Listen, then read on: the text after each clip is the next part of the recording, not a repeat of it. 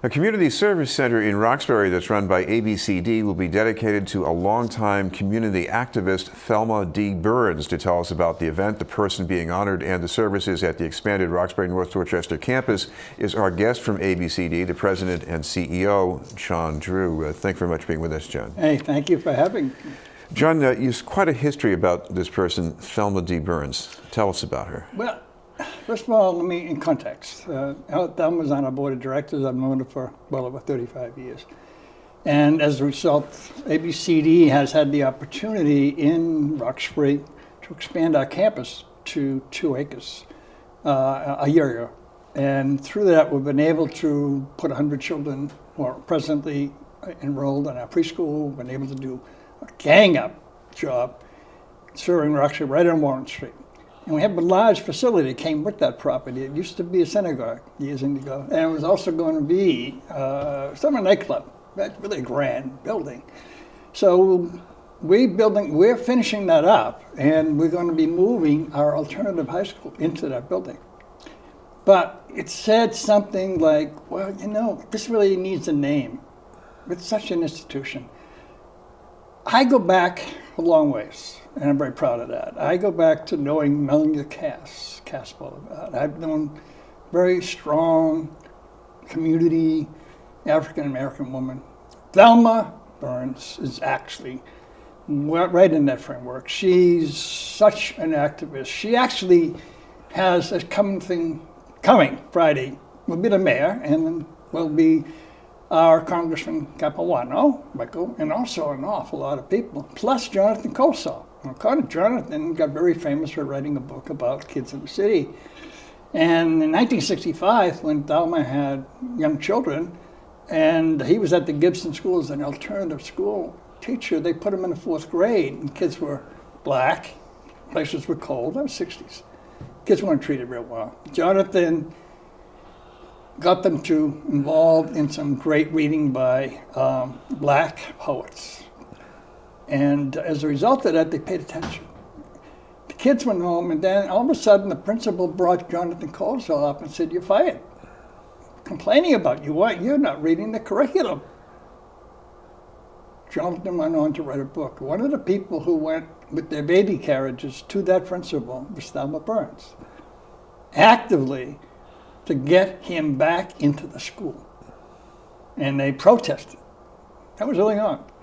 She's worked so much with the elders, worked with the Metco system. She's taught, she's a nurse, she is a teacher, she's a leader. She's one of my great friends, and she's done so much working with the Dana-Farber Center, where she had breast cancer. She works in the concierge desk, and she's sorry, Thelma, but she's getting close to 80, and she doesn't stop. She's a wonderful human being, and we're so grateful that she agreed to have her name put on that building facing the street. And so everybody will go by, and everybody's going to come over and have ribbons, and people will talk. But it's important, I think, for us to honor people who have given their life to their communities in this way.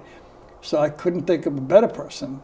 I could get in trouble by other people we didn't name, who are wonderful people. But Thelma just pops out for her lifetime. She's still at it. She's still over Dana today. She's over to concierge. She's working on senior centers. She's over, and just doesn't stop. Because that's what she's all about. Love, help, and me personally. She stood beside me on many moves. In fact, she was the chair of our real estate corporation last year when her and I went to the auction to get the property. And, you know, so the campus itself now, a 2-acre campus between Grove Hall and Dudley, I believe will anchor the middle of Roxbury right there, right? And allows us to even expand. We are expanding our service. We're 100 children under 5, and we're going to do taxes in high school. And inside that great hall, we're going to offer to the community, say the mayor or other people want to come in and have community meetings to talk about things. We'll be doing a lot of events. And we're working with the community to have that sort of light up Warren Street at that end. Because Roxbury's coming around at about time. Too many people in Roxbury and Dorchester, North Dorchester for many years. And still are discriminated against. They've been marginalized because of jobs and all that. But we've been there all the time. We've been in Dorchester, and we're all over the city. But by making this leap, I feel like we're making a statement. And by having her name on the building, I think we're making even a bigger statement. That this is a place of education. It's a place of warmth. It's also a place where I guess people have to take charge of things, because that's what Thelma and the other parents did. That's right. They went to the principal, the principal wouldn't see her and them, and they kept at it and kept at it. They wanted him back in the classroom. He was a white guy, they were all black kids. So that's been her life, and she's not alone, because it's taken a lot of generations for people who are of color in this town to get some way, get recognition. People like Thelma come along not that often. She was part of the Metco system. She taught. I think she ran one of the systems in one of the surrounding communities. She is a teacher.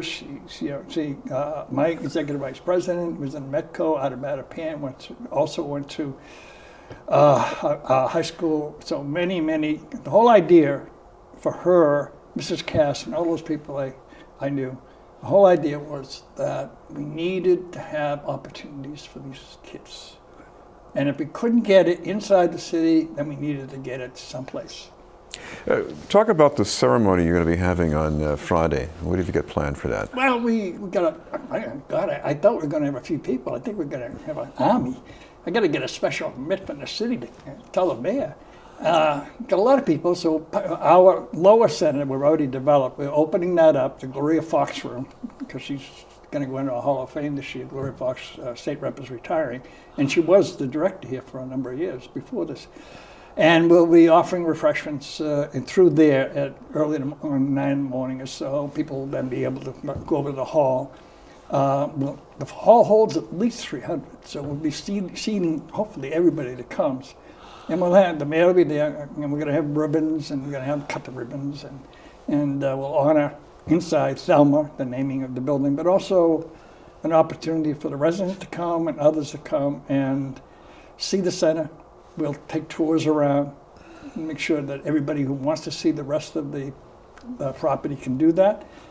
And it'll all be marked by, I guess, will be marked by, I think, a great feeling of joy that we're having this wonderful campus that's being done by community organizations, done by people, and we're honoring one of our best. And the building has been underused for quite a long time. Finally, we should mention that if people want some more information, not just about the event, but about services that ABCD provides, maybe at this location, you've got a place that they can go to? Well, go to the website for this. It's Boston, abcd.org. Go to our website. You'll find a lot of addresses, and we're putting out, in fact, we had some stuff in the newspapers about how to contact us. So you're all welcome to come. I just hope you don't all come because we don't have that much room. Just kidding. Okay. And what time on Friday? Be 10 o'clock, 10:30. The mayor will be there about 11:15, so we'll be opening up about 9:30, 10:15.